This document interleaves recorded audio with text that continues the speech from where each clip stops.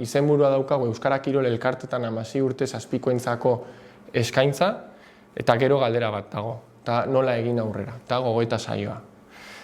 Beraz, aurkibidea irakurri bez, helburu nagusiak, zer egiten dugu hemen? Aitorrek errondan partekatu digu Urola Garaiko mankomunitateko kezka batetik datorrela, edo erronka batetik datorrela, Euskara aipatu du kirol eskaintza, aipatu du Euskararen erabileraren zabaltzea, ezta? Bale. Eta orduan nik galdetzen dut, helburu nagusiak gu hemen etorri zanarenak zeintzuk dira zuen ustez, eta joango naiz kontzeptu batzuk hor agerian uzten, diapositiba honetan. Aisialdi antolatua. Zezaten dizue honek, helburuekin lotuta, aisialdi antolatua.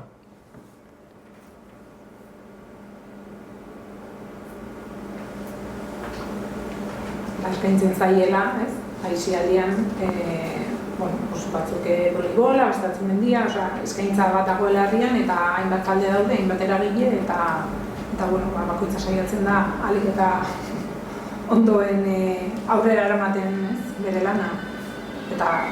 Eta euskarari buruzari garenez, saiatzen geha baita ere, saiatu geha, euskara ere erabiltzen.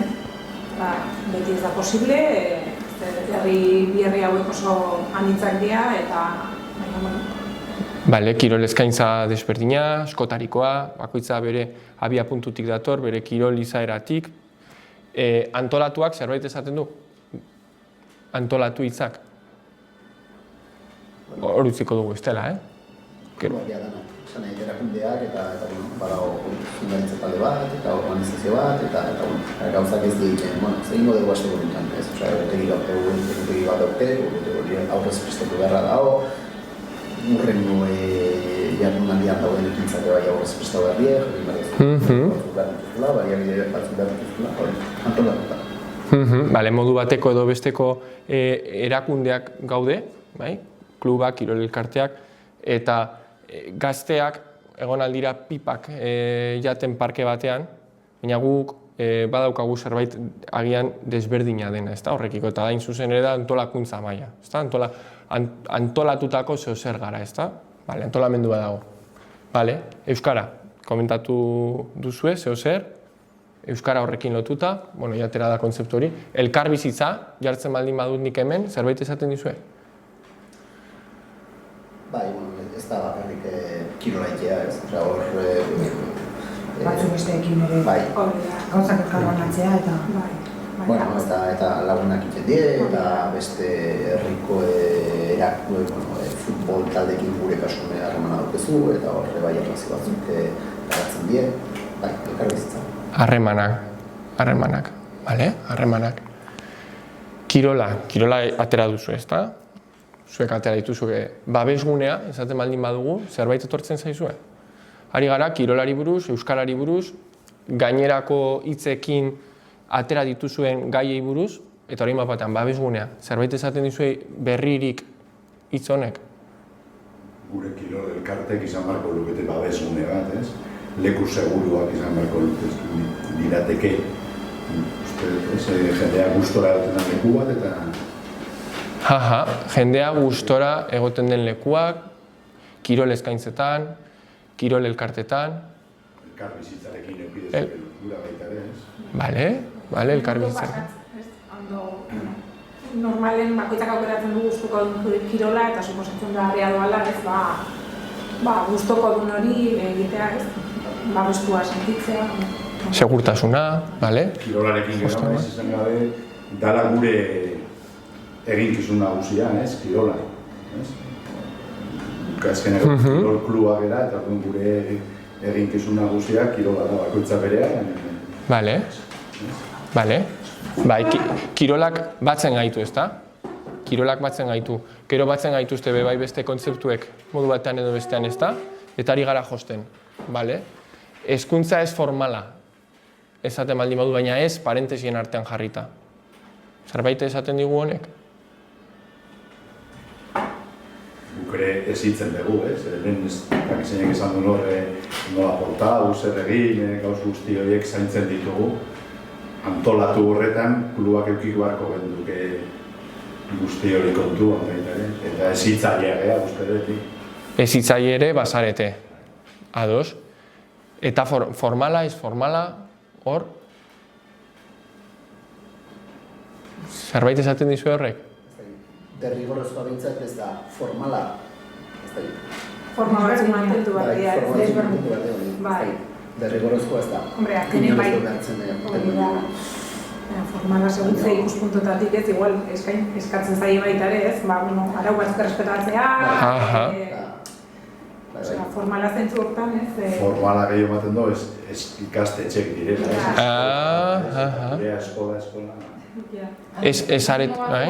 Bana ono funtzionatzeko. Claro, beste. Minimoi dauden hezkuntza ezitzailea gea. Orduan, ados haudete edo gaude parentesin arteko ez horrekin? Ez da, tarteko ez ote gara, ez da?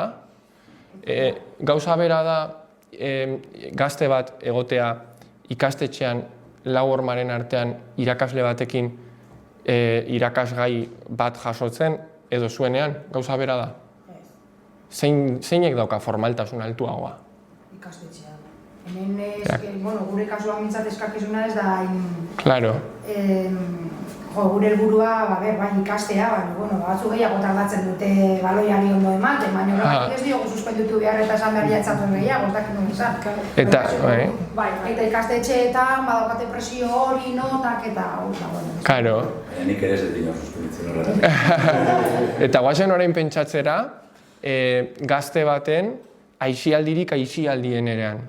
Bai, parkean daude, euren artean, ez dago heldurik, bakarrik belaunaldiko lagun arteko harreman horretan daude. Zuenean bezain aisialdian daude, zuenean bezain aske daude, alde horretatik. Parkean daudena? Bai. Nik esango nuke esetz. Hain aske? Aske, edo sentitu aldira aske, esan duzu, arauak daude, ordutegi badaukate. Arauak beraiek jartzen dituzte, eta klubekoak guk ipintzen. Badago nola bait, ez da, goitik berako bat, ez dena ikastetxeetan bezain zorrotza, zurruna, ez da, baina kirolak ematen digu espazio bat dena tartekoa, ez da? Horregatik hor jartzen dugu, bale? Orainaldia, eta, itxarone, orainaldiari falta zaio etorkizuna. Orainaldia eta etorkizuna esaten baldin badut, denbora guztien ari gara, zergatik gaude hemen, orainaldia eta etorkizuna esaten baldin badut?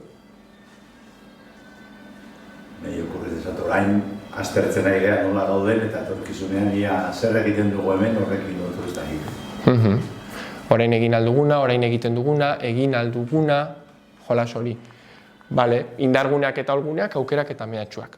Lotura dauka aurreko kontzeptuarekin, ez da?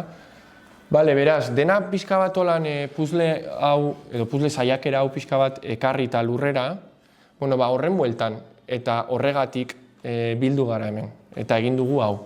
Hain zuzen ere, aisialdia antolatuan kokatuta gaude, kirol eskaintza garen aldetik, elkar bizitza, kirola, euskara eta babesgunea, nahi ditugu horiek nolabait kontuan izan, eta horiek kontuan izate horretan, horiek implementatu, elkar bizitzaren izenean, eta pixka bat, horren inguruan, orainalditik etorkizunera, eta etorkizunean pentsatuta, baina hankak eta oinak orainaldian ditugula, pixka bat horren bueltan ibiliko gara, eta hor gaude, horiek dira pixka bat arrazoiak. Orduan, lehen Aitorrek aipatu du, orain arte diagnostiko kuantitatiboak egin direla, eta orain jo dugu pixka bat gauza kualitatiboagoetara. Zenbakiak utzi ditugu albo batera, eta egin diguna da entzute bat zuekin. Eta 16 urtez azpiko taldeetako euskararen egoera jaso da orain arte, eta horretara jo dugu baina kasu honetan modu kualitatiboagoan, elkarrizketen bidez. Eta orduan, zer egin genuen hasieran, parte hartzaile posibleak identifikatu, beraz, elkarteak identifikatu eta pertsonak ere bai.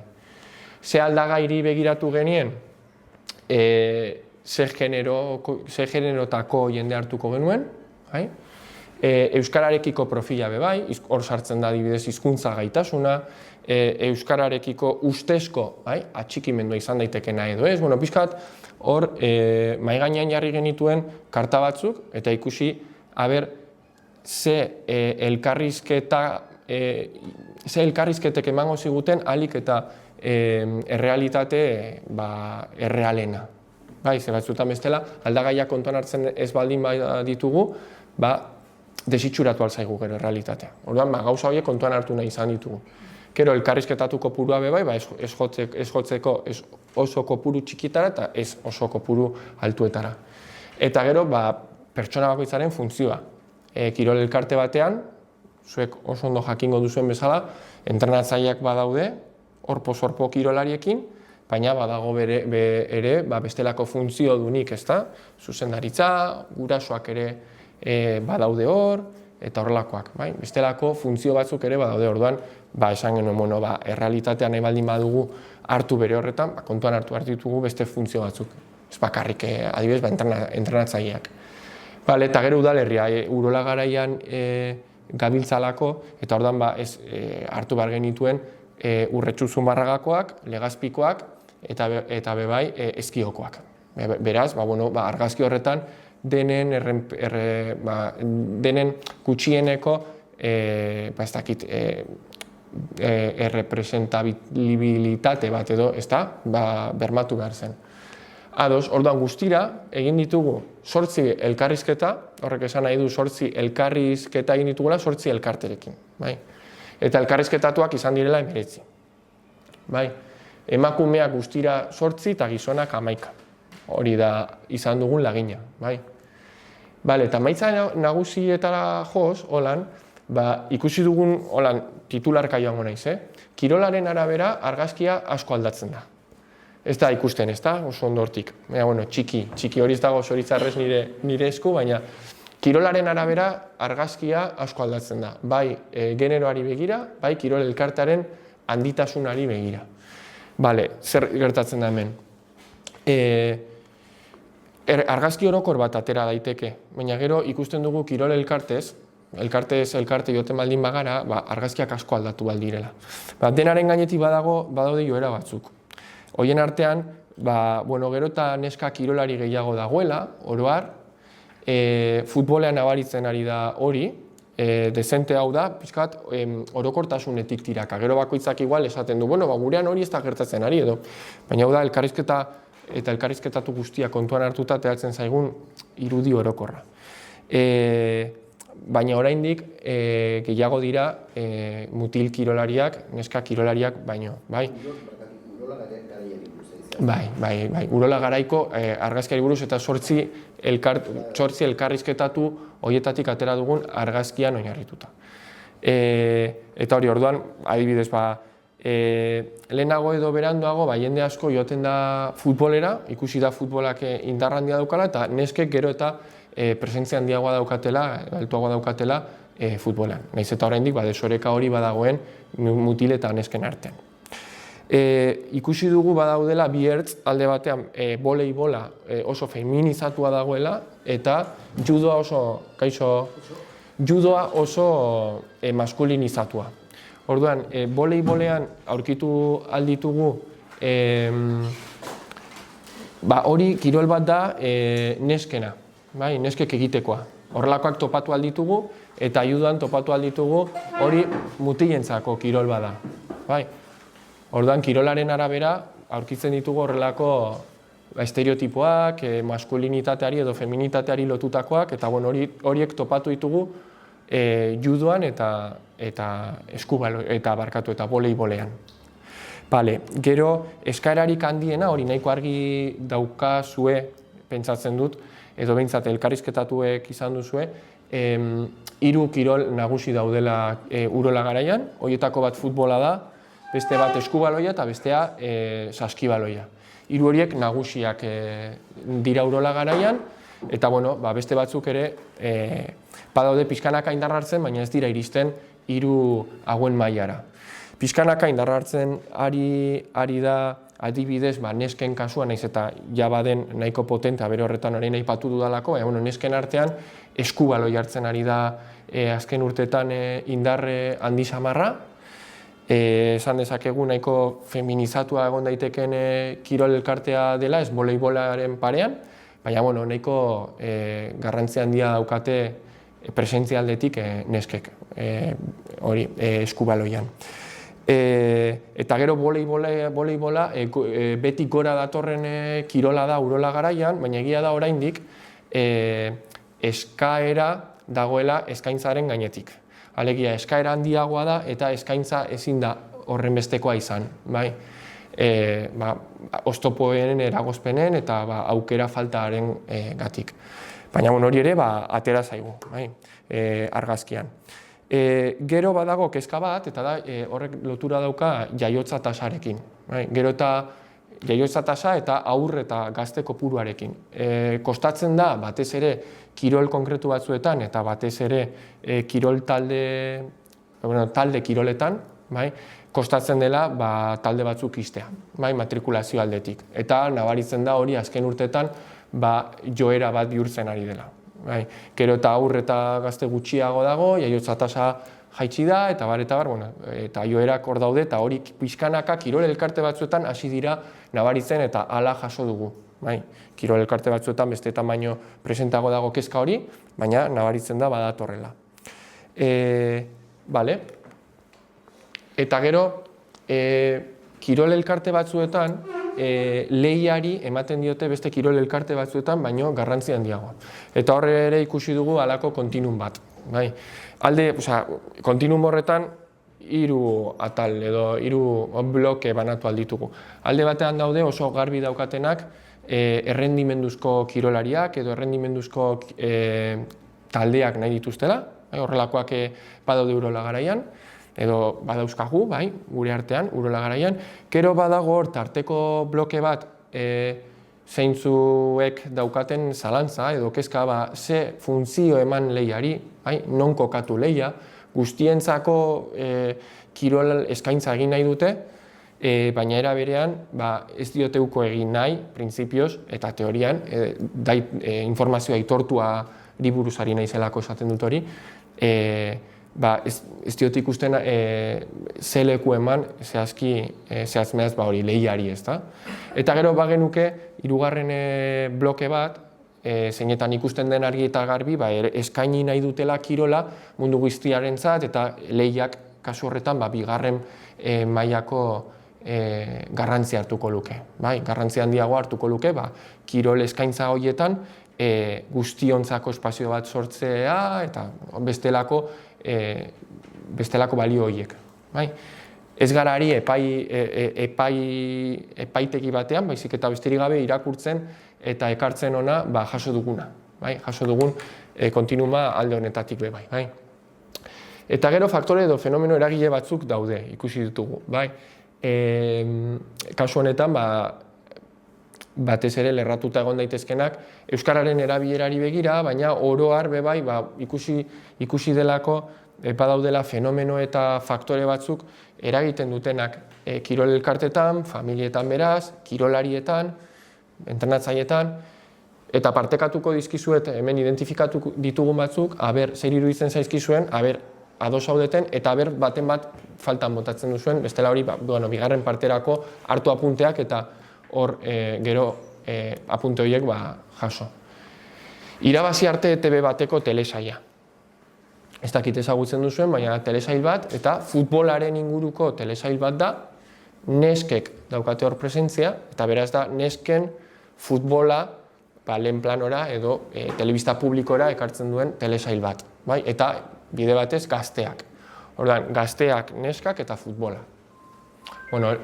Hitz egin dugu lehen, nesken futbolaren gorakadari buruz, eta ikusten da adibidez, irabazi arte kirol elkarteren batetik aitortu diotela fenomeno horri bere eragina. Irene Paredes Legazpiko futbol jokalariaren eragina ere aipatu da. Hauek ez dira guk atera ditugunak edo esmatu ditugunak, baizik eta kirol elkarteren batean edo bestean atera direnak.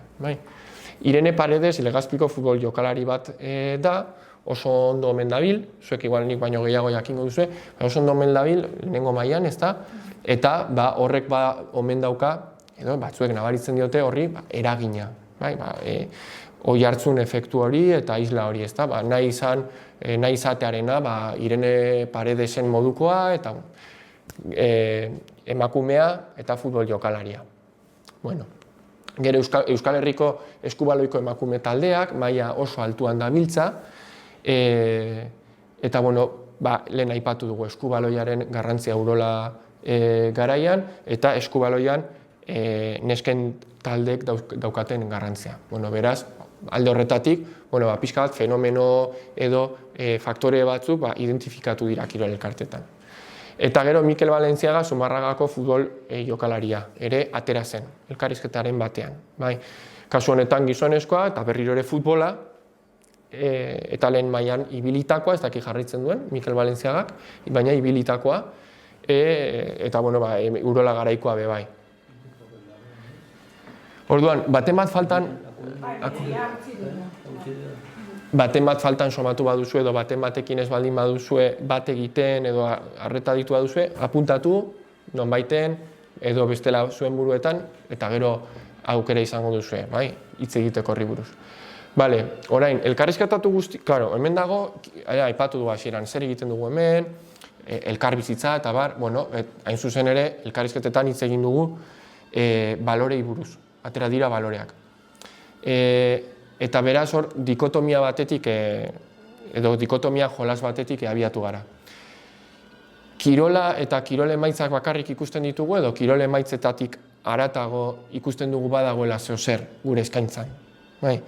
Eta bat egiten dute elkarrizketatu eta kirol elkarte guztiek honetan. Kirol emaitzei bakarrik ez diegu begiratzen, eta ez diegu begiratu nahi. Hori da atera dena argazkian. Hemen eztabaidagai dagoena da zeri begiratu. Ez da egon desberdintasunik horretan, lehenengo puntu horretan bat zaudete, bat zatozte, baina ez zatozte bat zehazki zeri begiratu horretan. Kirol elkarte batzuek balore eta balio batzuk aipatu dituzue, eta beste kirol elkarte batzuek beste batzuk. Horietako batzuk errepikatzen dira, eta beste batzuk ez dira errepikatzen. Errepikatzen direnak dira elkartasuna, hauek elkarrekin jarri ditut. Errepikatzen direnak dira elkartasuna, konpromisua, errespetua, lana, empatia, laguntasuna eta identitatea.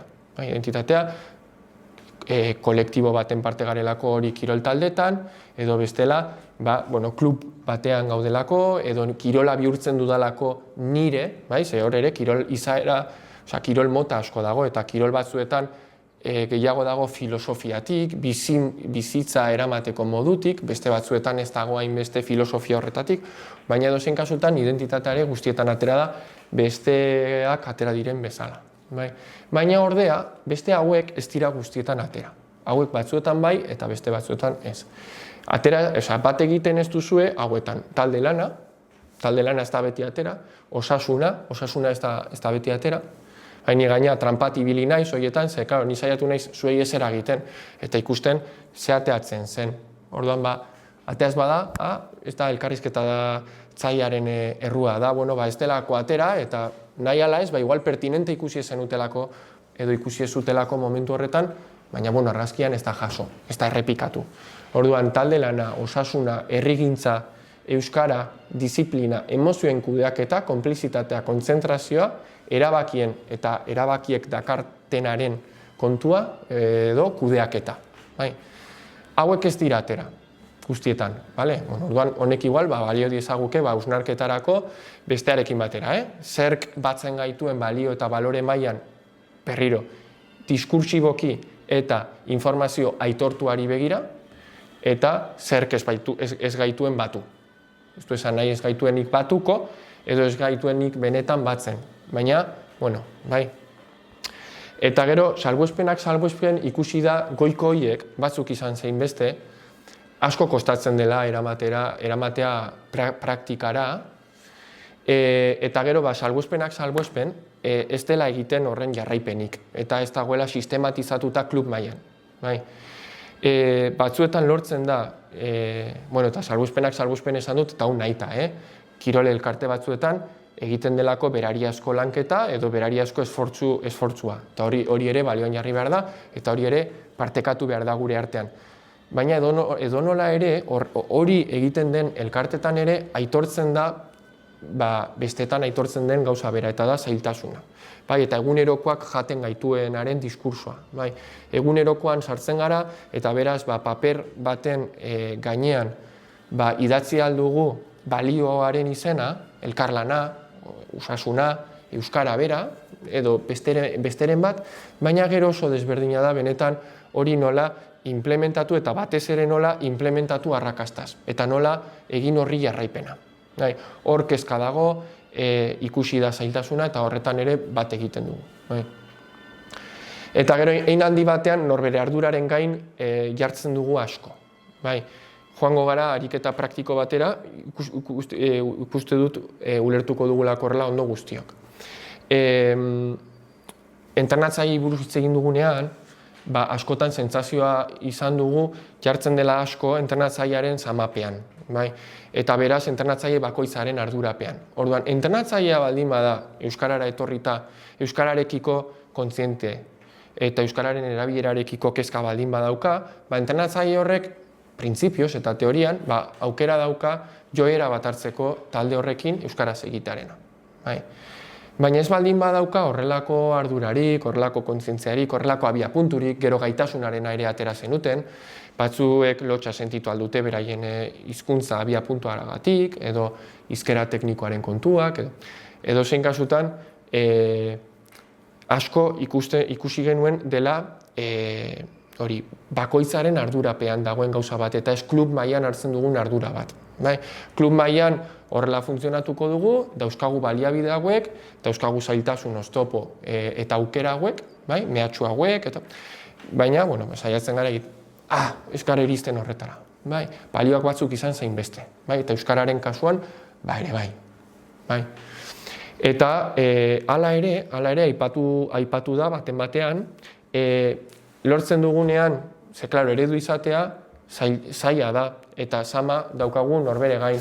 Baina, era berean, zerbait polita ere ikusi da kasu batzuetan, ze eredu garenean ikusten dugu gero erantzun badagoela. Eta hartzen gaituzte, euskarara etorrita berri do, euskararen simbolo, adibidez. Eta guk egiten baldin badugu euskaraz, askotan, oparia daukagu, eta euskaraz egiten digute, erantzuten digute, nahiz eta batzuetan frustrante izan eta ez jaso erantzunik euskaraz, baina horrelakoak jaso dira.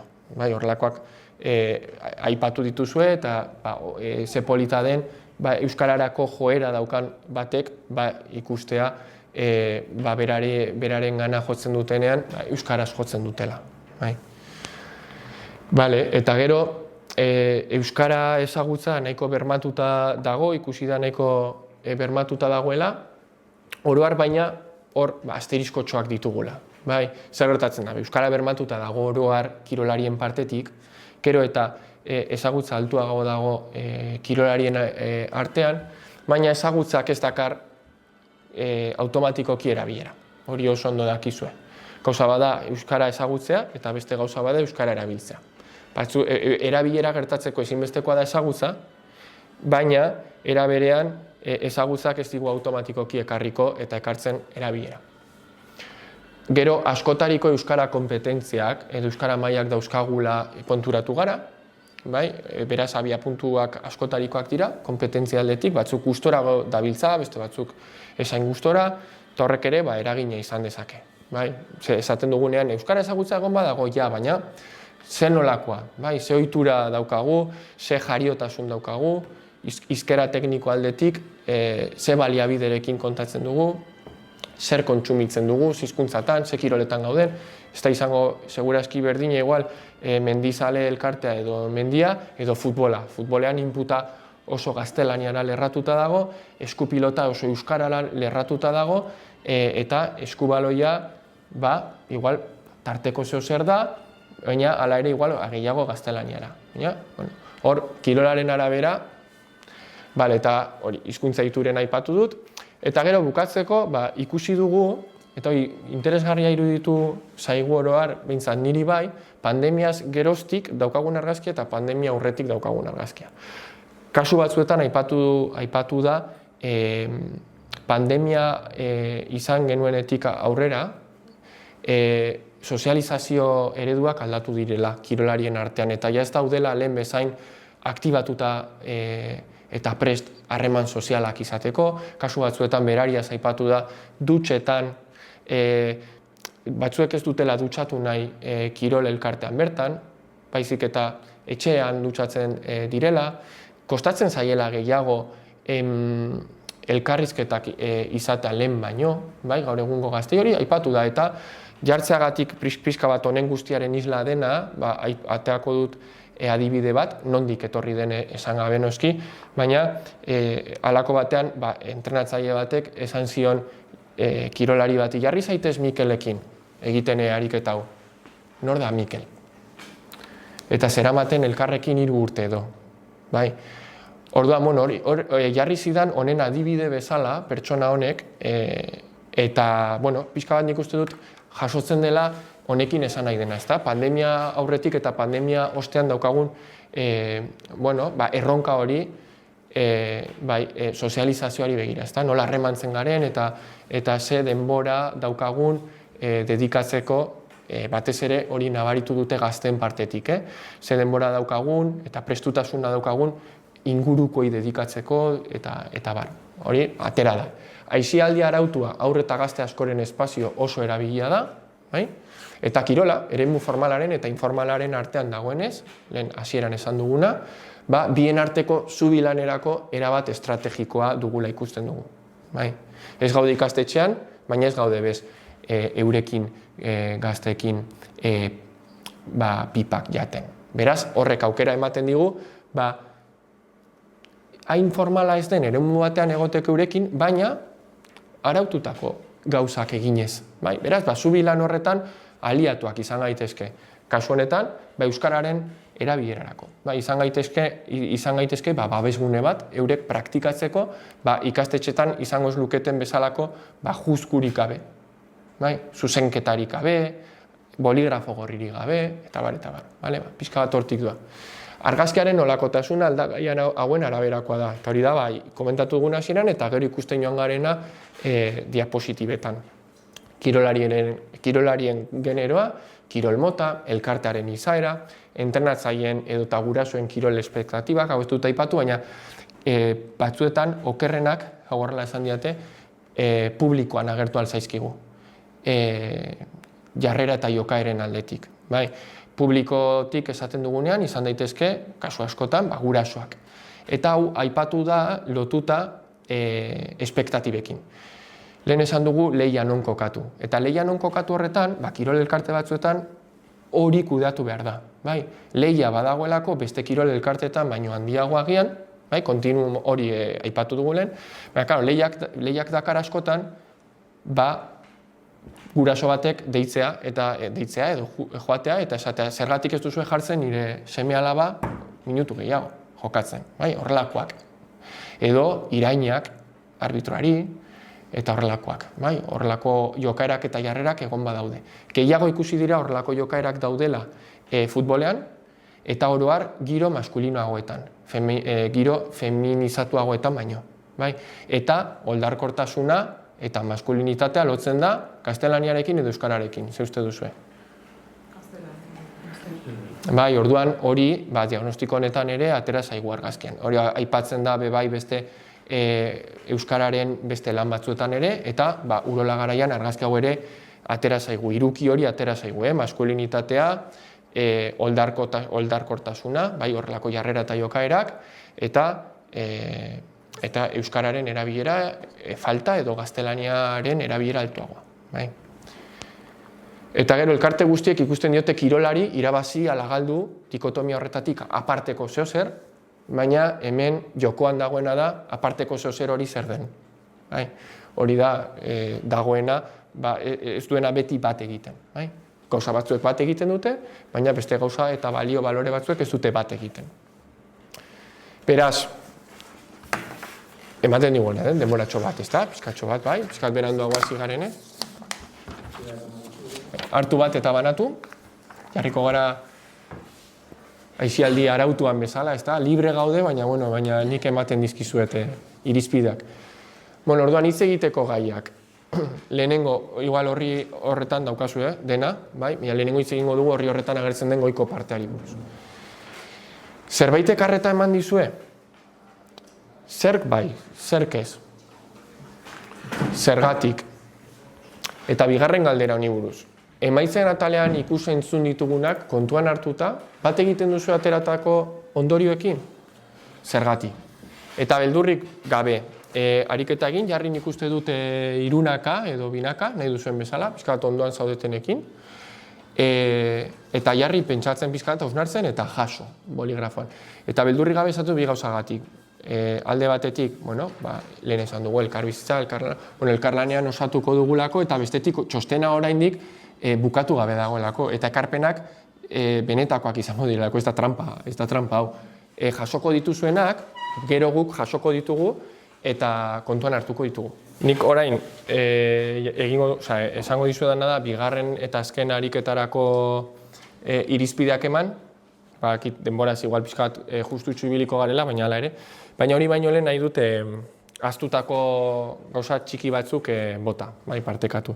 Horietako bat da, atea zela elkarrizketetan, egoera soziolinguistikoari dagokionez, desberdin ikusten dela Urretxu Zumarragan edo Legazpin egon, esan edut, Urretxu Zumarraga Legazpin, ala Ezkion egon, Ezkio itxasoan egon.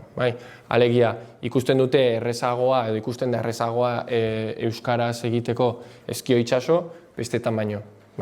Besterik gabe, hori atera zen iruditerian, sentsazioan, eta hori ere elkarrizketetan atera zen, oroar. Atera zen beste gauza bat, aipatu ez dudana da, taldeak izteko zailtasunari buruz hitz egin dut lehen, eta taldeak izteko zailtasun handiagoak daude, nesken kasuan, eta batez ere adinean gora egiten baldin badugu. Horiek atera ziren aldagai zeharkatzaile bezala, eta horiek ez ditut aipatu. Aipatu ez dudan hirugarren gauza bat da, euskararen balioarekin lotuta, euskara balio edo balore bezala ez dela atera hori elkarrizketa guztietan, eta hor ere egin aldugula kontinum bat. Eta horren inguruan ez dut pausatxoa egin. Kontinum hori litzateke, albo batean, ertz batean daukagu euskara balore eta balioen artean ikusten duten elkarteak, bai ala bai, euskara balio eta balorea da, beraz kudeatu behar den gauza bat, kontuan hartu behar den gauza bat. Gero hor, erdian, kontinumaren erdian izango genuke hor multzo bat, zeintzuek ikusten duten euskara balio balore bezala, baina ez beste balio balore batzuen mailakoa. Ez horren garrantzitsua. Eta gero beste ertzean, eta esaten dut ertzeak, ertzak hartu ditugulako tardikoa be bai, kontinuma jasota dago elkarrizketetan. Eta beste ertza da euskara balore eta balio bezala zuzenean ikusten ez dena. Eta kasu horretan edo horietan jaso dira aurreiritziak euskararekiko, estereotipoak, hizkuntza batzuek beste batzuek baino gehiago balio dute, ez dela nahastu behar euskara kirolarekin, gauza bat dela kirol eskaintza eta beste gauza bat dela hizkuntza eskaintza, euskara ikasteko euskaltegiak daudela eta ez kirola. Horrelakoak ere jaso dira eta horiek ere baditugu. Orduan, pixkat kontinum hori Urola Garaiko errealitatearen parte da eta horretaz ere jakitun izan behar dugu. Gero praktika batzuk jaso dira, lehen aipatu dut kostatzen dela balioak eta baloreak praktikara eramatea, baina jaso ahal izan ditugu batzuk, eta batez ere dira salbuespen, ekintza zuzentzaile deitu diegunak, momentuko ekintza zuzentzaileak. Gradetan zerbait gertatzen baldin bada, zer egiten da? Hartu den ekintza edo jaso den ekintzetako bat da, verbalizatu gero gurasoei edo publikoan egon direnei, jarrera txarra izan baldin bada, hala verbalizatu, eta ona izan baldin bada, baloratu jarrera ona izan dutela, gurasoei gero, bileraren batean eta verbalizatu. Orduan, verbalizatzearena praktika on bezala identifikatu dugu. Eta gero beste batzuetan, kirolarien kasuan egon baldin bada jarreraren bat desegokia edo, jaso hori eta gero aldageletan ohiko txarla hori. Horiek ere jaso dira, praktika bezala. Eta gero euskararekin lotuta, praktikaren bat aipatzearren, aipatu dira 3. Baina berriro ere aurrekoetan bezala ikusten ditugu direla batez ere hori, ekintza zuzentzaileak, voluntariotzarekin ere lotuta egongo direnak edo egon daitezkenak, baina azken finean klubean, txertatzen mailan ez daudenak ez baldin bada dokumentazioa elebietan bidaltzea, hori bai, zuzendaritza partetik, oharrak, euskarari lehentasuna eman, horrelakoak bai, baina gero bestelakoetara iristeko hor zailtasunak eta erronkak egoten dira. Eta ekintza zuzentzaileak hartu dituguna, egin euskaraz, esaldia, betikoa, euskaraz ari ez baldin bada norbait, batez ere kirolagiri gaztea esan egin euskaraz, eta gero beste bide ezberdin, eta horiek igual aipamen berezia behar dute, bestea da goikoa, beste bide ezberdin bata da gogorarazi hizkuntzatan hasi dugun elkarrizketa, aurrean daukagunari, gogoratzen duzu hizkuntzatan hasi garen, eta beste bat gogoraraztea nahi baldin badu zurekin euskaraz egin alduela. Hori da holan hartu ditugun beste praktika batzuk. Daukazue hor azpian, ikusten baldin baduzu zuen fitxan, daukazue azpian aurrera begirako proposamen batzuk. Da pixka bat totxito, orduan nik egingo dudana da puntu bakoitza labur-labur azaldu zuei, puntu holan klabeak direnak. Lehenengoak esaten du, lehenengo puntuak esaten du, ez dela sama osoa jarri behar bakarrik entrenatzaileen gainean. Eta ez da ere 16 urtetik azpikoen gainean. Hori da lehenengoak proposatzen duena, eta beraz kontuan hartu behar direla askotariko eragileak. Ez bakarrik entrenatzaileak eta 16 urtetik azpikoak. Bigarrena, komeni litzateke edo ondo legokela Urola Garaiko mankomunitatetik laguntzak eskaintzea, baliabideak eskaintzea, baditugu adibidez formazioa euskaraz jasotzeagatiko diru laguntzen kontua, jauzi kualitatiboarekin lotuta aurkeztu zena, katalogoak ere existitzen dira, non eskaintzen den, eta ze kirol euskaraz, eta horrelakoak egon badaude, baina ikusi dugu interesgarri izan daitekela horiekin batera, bestelako baliabide dispositibo batzuk martxan jartzea, besteak beste gaitzeko estrategietan klubak, kontuan hartuta voluntariotzan gabiltzala, hizkuntza kudeaketarako, euskara kudeaketarako kasu honetan.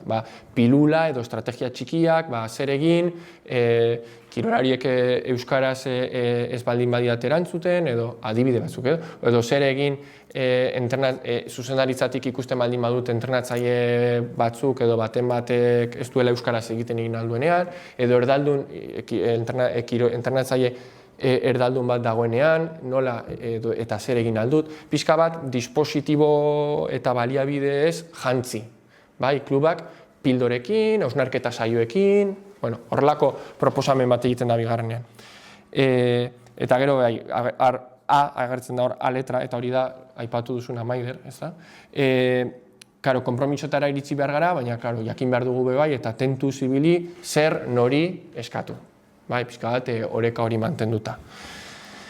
Eta gero, hirugarrenean, hor agertzen da praktika onak identifikatzeko eta sistematizatzeko aukera bat, elkarri partekatzeko, izan daiteke, herri batzuetan existitzen dira kirol mailak deitzen direna, kirol maila da, urtean behin, adibidez, horrela elkartu, eta partekatu gure praktikak, gure zailtasunak, gure kirol mail bat sortu da, urtean behin, biltzen garena, zuen artean egoteko sare bat.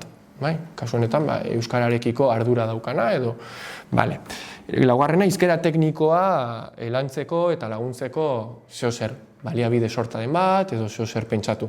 Asko errepikatu delako kirol elkartetan hizkera teknikoaren kezka. Hizkera tekniko asko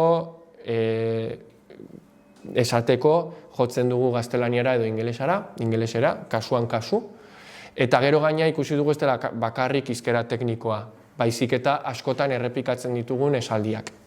Edau al palo, esaldi atera zitzaigun, adibidez elkarrizketetako batean, eta elkarrizketatu batek esan zuen, eske yo sé decir, nik badakit esaten edau al palo, baina ez dut esango zurtoinari eman diot.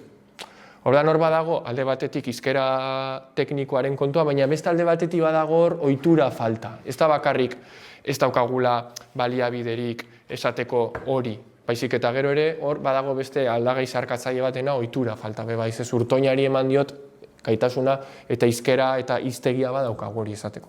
Baina hala ere ez dugu erabiltzen. Orduan beti ez da hizkera teknikoaren falta. Orduan bi horiek horregatik, eta gero bukaeran, hor bosgarrena, interesgarri iruditzen zaigu, emakumeen kirolaren alde apostu egiten jarraitzea, bai? Ikusten dugulako, estrategikoa ere badela, eta horretan jarraitzea, ezta? Sustapen horretan. Eta gero horrekin lotuta, ikusi dugu interesgarria izan daitekela generoaren araberako esku hartzeak pentsatzea. Hori ez dakit oraindik inon ausartu den inor egitera horrelako zer Euskal Herri mailan, baina aipatu izan da hortik eta hemendik generoaren arabera eta generoa kontuan hartuta interesgarria litzatekeela agian esku hartze desberdinak egitea.